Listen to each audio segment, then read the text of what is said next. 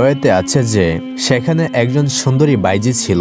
সে তার ঘরের দরজায় আসন পেতে বসে অসংখ্য পথচারীকে বিভ্রান্ত করত। যে একবার তার দিকে তাকাতো সে তার রূপে হাবুডুবু খেত। তবে তাকে অগ্রিম অর্থ না দেওয়া পর্যন্ত কেউ তার কাছে ঘেঁষতে পারত না।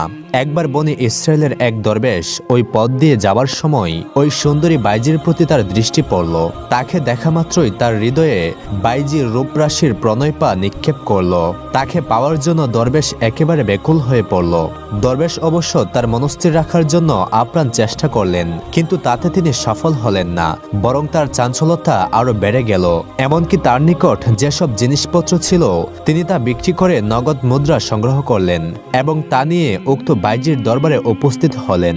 বাইজি দরবেশকে দেখে বললেন, নির্দিষ্ট পরিমাণ মুদ্রা আমার প্রতিনিধির নিকট জমা রেখে আমার নিকট আসো। দরবেশ তার কথা মতো কাজ করে অতঃপর বাইজির সম্মুখে পাতা আসনে উপবিষ্ট হলেন এবং তার সাথে হাসি তামাশায় মগ্ন হলেন।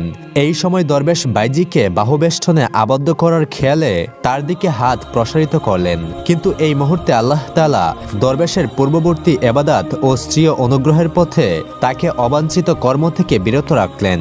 সহসা দরবেশের মনে এই ভাবনার উদয় হলো যে হাই হাই, এ আমি কি করছি? আরশে আজিমে আল্লাহ রাব্বুল আলামিন যে আমার এই জঘন্যতম কর্ম দেখছেন। আমার পূর্বেকার সমস্ত ইবাদত ও নেক কাজ আমি বরবাদ করে দিচ্ছি। না না, এটা তো হতে পারে না। আমি এই জঘন্যতম কাজ কোনোভাবেই করতে পারি না। আমার মহান রব আরশে আজিমে বসে সবকিছুই তো তিনি দেখছেন।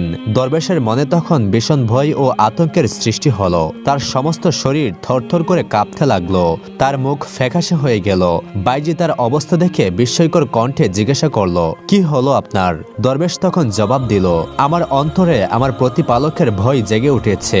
তুমি আমাকে এখান থেকে চলে যেতে দাও। তখন বাইজি বলল, আপনি কেমন পুরুষ বুঝতে পারছি না। কত অসংখ্য পুরুষ লোক আমাকে পাওয়ার জন্য পাগল হয়ে আমার নিকট আসে এবং আমার স্পর্শ পেয়ে জীবন ধন্য মনে করে, আর আপনি আমাকে প্রত্যাখ্যান করে চলে যেতে চাচ্ছেন?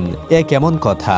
বাইজির এই কথা শুনে দরবেশ বললেন, দেখো রমণী, আমার মনে আল্লাহর ভয় জাগ্রত হচ্ছে। আমি তোমাকে যে অর্থ অর্পণ করেছি সেটা তোমারই থাক, আমি তা ফেরত নিতে চাই না। তুমি শুধু আমাকে এখান থেকে চলে যেতে দাও। তার এই কথা শুনে বাইজি বলল, আমার মনে হচ্ছে আপনি এর পূর্বে আর কখনোই এই পথে আসেননি। এবং বাইজি তার নাম, পরিচয়, ঠিকানার কথা জিজ্ঞাসা করে তাকে চলে যাবার অনুমতি দিল। দরবেশ তার নাম ঠিকানা বলে কাঁদতে কাঁদতে চলে গেলেন। দরবেশ চলে যাওয়ার পর উক্ত বাইজির অন্তরে এর প্রতিক্রিয়া শুরু হলো। সে ভাবতে লাগলো, এই ব্যক্তি পাপ কাজ না করে শুধুমাত্র করবার মনস্থ করেছিল, তাতেই সে আল্লাহর ভয়ে কাঁদতে কাঁদতে চলে গেল, আর আমি জীবনভর এই কঠিন পাপে নিমজ্জিত আছি। আমার